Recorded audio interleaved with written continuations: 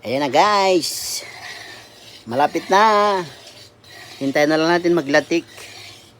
Pagka inanon mo daw sa tubig, ginanon mo. Pagka hindi na maghiwalay, yon pwede na. Yan ang kasabihan ng mga matatanda. Latik, paglatik. Pag pwede na siyang ihalo yung malagkit.